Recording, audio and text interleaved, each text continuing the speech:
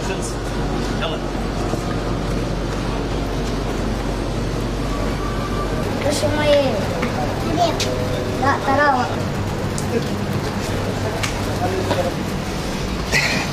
ايه يا محمد اتأخرت ليه؟ معلش الطريق بقى. المهم ايه؟ عشان عايزين نروح المطعم. يلا نروح المطعم. حاضر. انا خدت قرار يا محمد. قرار ايه؟ انا مش هقعد في البلد. ليه؟